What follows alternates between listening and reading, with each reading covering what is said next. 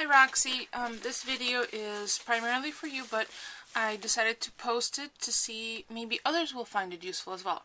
I haven't posted a lot of Cricut videos only because there are so many wonderful instructional videos out there, but I saw in your video for the flowers that are part of your paper pantry tag embellishment flower swap that you did multiple cuts on your Cricut, and I saw that there's probably an easier way for you to do it. So I'm using cover stock, but I'm using an 8.5 by 11. So the Cricut mat has a corner where you attach your page, but as you see, I'm not using a 12 by 12, so you can either do it up with this up or this way up. That's one of those tricks. You could cycle your mat alternating which way you go so you have an even work surface. I'm going to do it the other way because I have better stickiness on this side for now. So I just attach my page. I'm going to turn on my Cricut. I have the expression.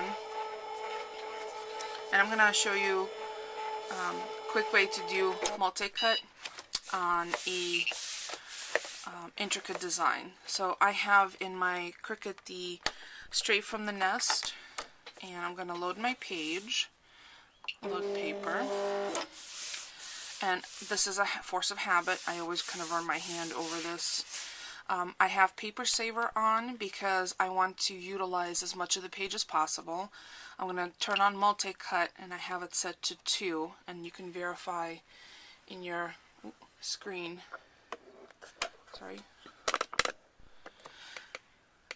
whether you have it, what you have it set at. So I have multi-cut on, and I think I have it set to 2. Then I'm going to select my image, and I'm going to be doing this bird cage. So I'm going to click on that. I have the size set to 4 inches. My pressure and speed are at both at high. I verified that the image is in the window, and then I have this set to cut twice because I want twice, so I want a pristine cut. And whenever I do intricate images, I usually have it set to 2. My pressure on the needle,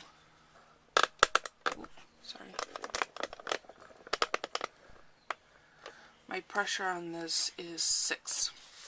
So I'm going to press cut, and then I'll come back and show you another tip. Okay, what I forgot to show you, is quantity. So I'm going to hit my quantity button, then my screen will display 2, and I know that this page will fit up to 4, so I'm going to change it to 4, and now I'm going to press cut.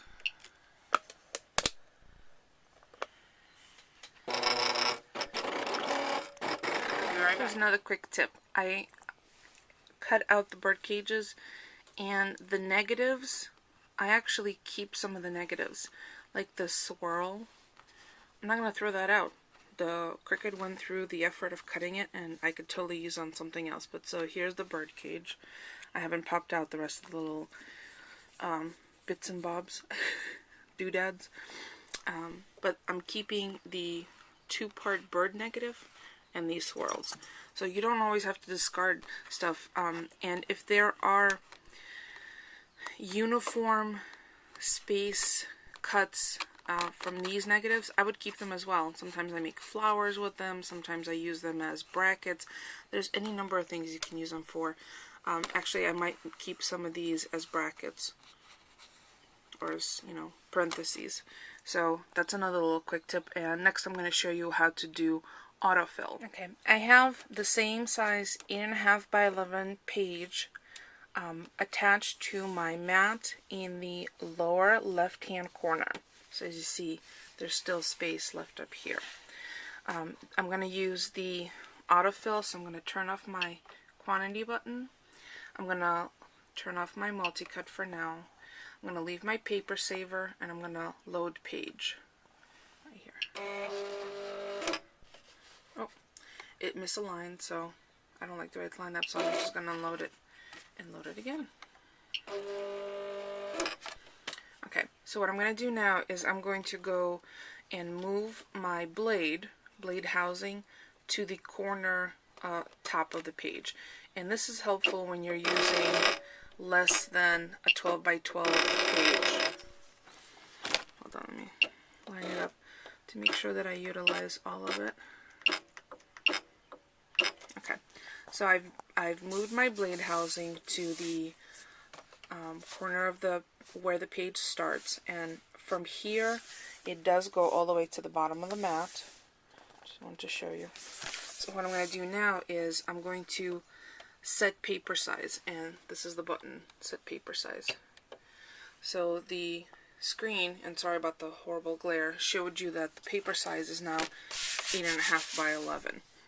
So when I do autofill, which I'm going to do now, it will not, the housing, blade housing will not go all the way to the end of the page, because this is what the page has been set at, the page size.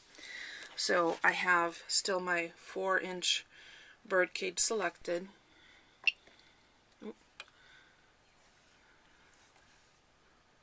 See, I just clicked on that once more, and I don't need 2 of the bird cages.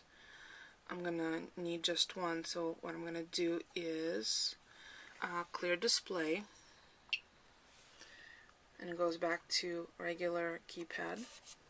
Then I'm going to select my bird cage again, right, this one, and it says bird cage 1, and just to make sure, it'll show an image momentarily. There's the image, still 4 inches, and I have autofill.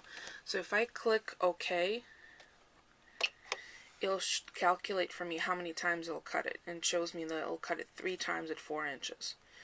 So I'm going to show you what happens if I change the size.